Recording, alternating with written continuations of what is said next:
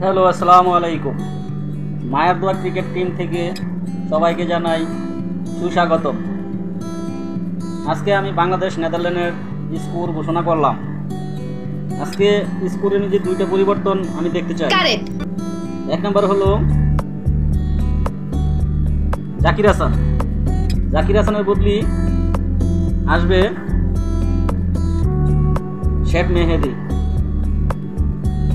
আর আরেকটা পরিবর্তন হচ্ছে তাসকিন অথবা তানজিম সাকিব, দুজনেতে একজন পরিবর্তন করে আসতে হবে শরীফুল ইসলাম।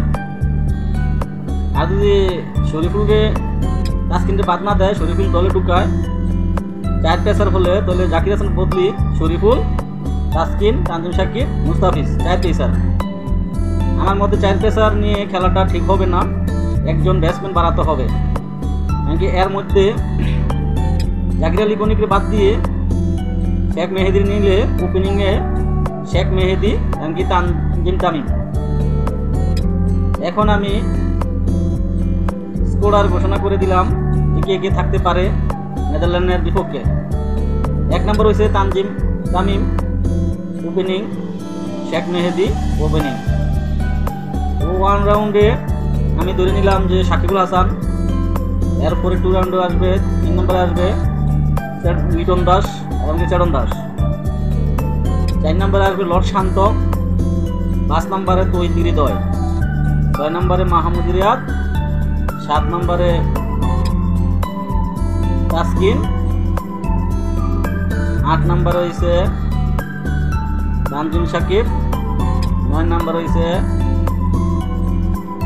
শরীফুল, 10 নম্বর হয়েছে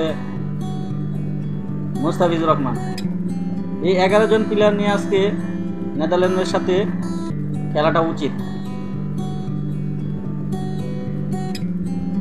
সাকিবুলের যে ফর্ম, এই জন্য আমি বললাম 1 রাউন্ডে সাকিবুল আসলে ভালো হয়। কারণ কি, ও একটু প্রথমে হয়তো হিট করবে, না হয় ধরে খেলবে। আর লর্ড শান্তর তো ফর্ম নাই, তাই এর লেগে লর্ড শান্তর চেরন দাসের পরে। আজকের স্কোর ম্যাক্সিমাম হতে হবে 160 কি 70 রান। যদি নেদারল্যান্ডকে জিততে হয় তাহলে 160-70 রান হলে আমরা অনায়াসে জিততে পারবো, যদি আগে ব্যাট নেই। আর পরে ব্যাট নিলে এদেরকে আটকাইতে হবে 140 কি 50 রানের আগে। 140 কি 50 রানের আগে যদি না আটকাইতে পারে তাহলে বাংলাদেশ হারবে।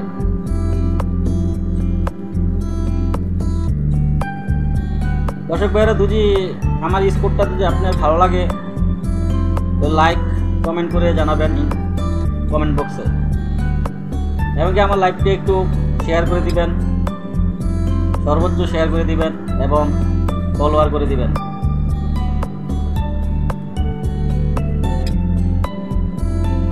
দর্শক ভাইয়েরা, আজকে বাংলাদেশের টাইম 8টা বাজে খেলা। সবাই খেলা দেখার জন্য আমন্ত্রণ।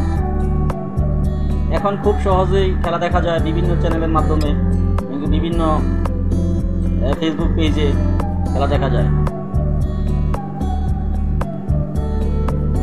আমি শেখ মেহেদীর কেন আনতে বললাম, ও মোটামুটি বোলিংটা একটু ওপেনিং বল করলে খুব ভালো বল করে, এমনকি ব্যাট তেমন একটা না করলে ওপেনিংয়ে দিলে হয়তো বা 2-10 বল খেলে 10-15 রান করতে পারে। এটা আমাদের ওপেনিংয়ের যে অবস্থা, 2-10 রান তো করা দূরের কথা, 2-5 রানও করতে পারে না।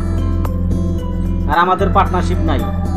এই ওপেনিংয়ের পার্টনারশিপ মানুষ আইপিএল এবং বিভিন্ন টুর্নামেন্টে খেলা দেখি, সিরিজে দেখি যে 50 রান 60 রান হয়ে যায় ফার্স্ট 6 ওভারে। যে আমাদের বাংলাদেশে 50 রান দূরের কথা 30 রান হইতে চায় না পাওয়ার প্লেতে। আজকে ইনশাল্লাহ দিলে আমরা নেদারল্যান্ডকে জিতবো, জিতে সুপার 8-এ উঠবো ইনশাল্লাহ। ইনশাল্লাহ আমাদের মায়ের দোয়া ক্রিকেট টিমের প্রতি সবার দোয়া ও ভালোবাসা রইল।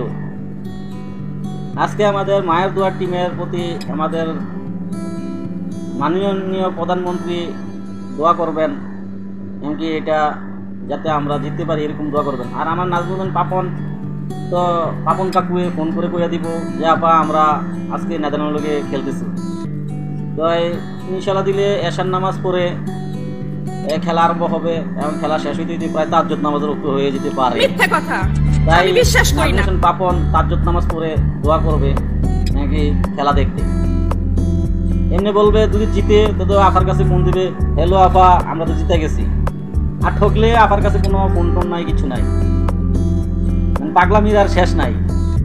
মানে আফায় বৈশা রয়েছে খালি খেলা নিয়া, দেশ নেত্রী বৈশা রয়েছে খেলা নিয়ে, কিন্তু খেলা মাগার জিতে না, খেলা খালি হারে হারে হারে।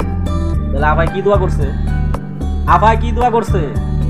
খালি হেলো আফা আমরা জিতে গেছি জিম্বাবুর লোকে, হেলো আফা আমরা জিতে গেছি নেদারল্যান্ডের লোকে, হেলো আফা আমরা জিতে গেছি ওমানের লোকে, হেলো আফা জিতে গেছি আমরা দুবাইয়ের লোকে। এই নিয়ে অবস্থা। হেলো আফা আমরা জিতে গেছি নিউজিল্যান্ডের লোকে বাংলাদেশ মিরপুর স্টেডিয়ামে। এই নিয়ে অবস্থা।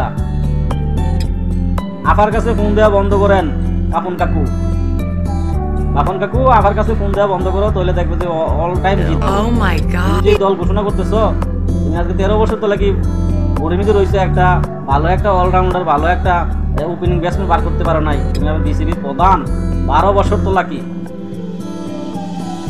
সামনে লজ্জা লাগা উচিত যে 12 বছর তো লাগি বাংলাদেশে একটা ওপেনিং বার করতে পারলেন না, একটা অলরাউন্ডার সাকিবুল্লাহ অলরাউন্ডার বার করতে পারলেন না। লজ্জা লাগা উচিত। এখনো সময় আছে, আপনি ভোটটা পদত্যাগ করুন, মাশরাফি রাইনা দেন। আর কয়েকদিন পর যে ভোটের মধ্যে যে দুর্নীতিবাজ যে ঢুকাইতেছেন, দুর্নীতির শেষ নাই। সাইফুদ্দিন কি সুন্দর অলরাউন্ডার, আপনার কোনো অলরাউন্ডার কি বাজে অলরাউন্ডার, এক ম্যাচ ধরে 3 ম্যাচ লন না। আর পাইছে না খালি সময় সরকার, খালি সময়ের সরকার, সময়ের সরকার, সেড়ন দাস সময়ের সরকার, সেড়ন দাস কি আপনার ম্যাচ জিতে যেতে? সব ম্যাচ তো জিতে আপনি মাহমুদুল্লাহ বাপে এতারে কেতরামি করে বাদ করে দিলেন গত ওয়ার্ল্ড কাপে। এই সিরাটা ছিঁড়ছে না, আর এবার আবার লইছেন বুড়া খা দিয়া মুশফিকুর রহিম। আপনি কয় যে অপশনে অনেক কথা তারা আমি কম না, অপশনে যাও। আমি গেলে হুন্ডাহুন্ডি করে মুশফিকুর রহিম হুন্ডাহুন্ডি করে অপশন নেওয়া হয়েছেন। মুশফিকুর রহিম কি টি-20 খারাপ খেলে? মুশফিকের বদলি যারা যারা লইছেন তারা কোন ম্যাচটা ভালো করে, কোন ম্যাচটা ভালো করে আমার একটু জানায়েন। আর দর্শক ভাইরা বাংলাদেশ কত করবে এমনকি জিতবে না ঠকবে আজকে এটা কমেন্ট করে জানাই দেন। ওকে, আসসালামু আলাইকুম, ভালো থাকবেন। আর মায়া দোয়া cricket team like comment share এমনকি ফলোয়ার করে দিবেন। ওকে, বেশি বেশি করে ফলো করবেন আর ফোকাস করবেন আমার এই ইউটিউব চ্যানেলে। ওকে, আসসালামু আলাইকুম।